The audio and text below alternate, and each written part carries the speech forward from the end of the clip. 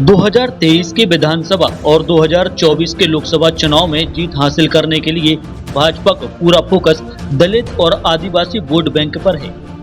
पिछले दिनों प्रधानमंत्री नरेंद्र मोदी आदिवासी वोट बैंक को साधने की कवायद में शहडोल का दौरा कर चुके हैं। अब दलितों को साधने के लिए अगस्त माह में बुंदेलखंड के संभागीय मुख्यालय सागर का दौरा करेंगे, जहां मध्य प्रदेश सरकार द्वारा दलित समुदाय के धर्मगुरु संत रविदास का 100 करोड़ रुपए की लागत से भव्य मंदिर तैयार किया जा रहा है। मंदिर की सौगात को बनाने के लिए भाजपा ने मेगा प्लान तैयार किया है और प्लान के तहत पूरे मध्य प्रदेश में 5 स्थानों से संत रविदास मंदिर निर्माण यात्रा 25 जुलाई से शुरू की जा रही है, जो प्रदेश के 50 जिलों का दौरा करते हुए 12 अगस्त तक सागर पहुंचेगी। यात्रा में संत रविदास का चित्र, चरण, पादुका और उनके संदेश शामिल किए जाएंगे। सभी जिलों से मिट्टी और वहां की नदियों का पवित्र जल सागर लाया जाएगा। फिर प्रधानमंत्री नरेंद्र मोदी की मौजूदगी में भव्य रविदास मंदिर का भूमि पूजन होगा। कांग्रेस का आरोप है कि बीजेपी संतों के नाम पर दलित समुदाय को रिझाने की कोशिश कर रही है, लेकिन दलित समुदाय झांसे में नहीं आने वाला है, क्योंकि भाजपा ने पहले संत रविदास के नाम पर कई योजनाएं शुरू कर दलितों को ठगने का काम किया है। अब संत रविदास के स्मारक के नाम पर वोट बटोरने की कोशिश कर रही है। भारतीय जनता पार्टी की सरकारें जिस तरीके से अनुसूचित जाति और अनुसूचित जनजाति वर्ग का लगातार शोषण करने का काम कर रही है, संत रविदास जी के 100 करोड़ के मंदिर के नाम पर सागर में नरेंद्र मोदी आ रहे हैं, मंदिर का भूमि पूजन करेंगे।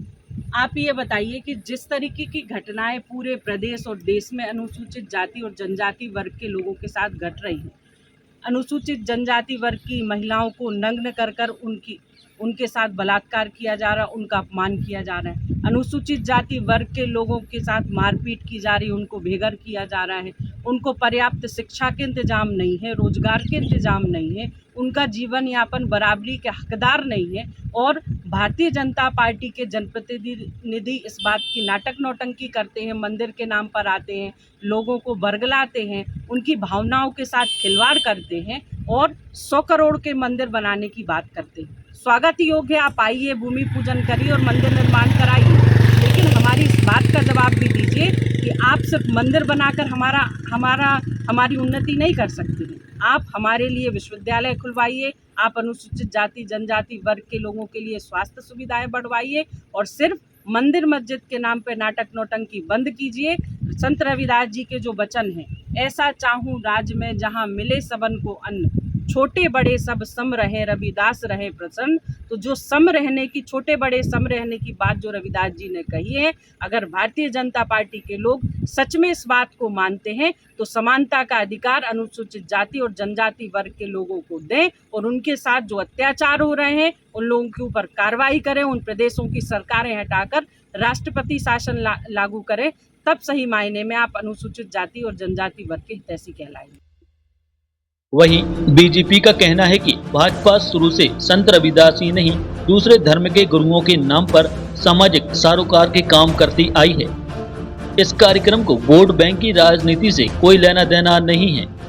देखिए, कांग्रेस पार्टी की इस देश में लगभग 55 साल सरकारें रही और जिस तरीके से अनुसूचित जाति वर्ग के जो हमारे संत महापुरुष हैं, उनका जो उनको स्थान मिलना चाहिए वह स्थान उन्होंने कभी नहीं दिया।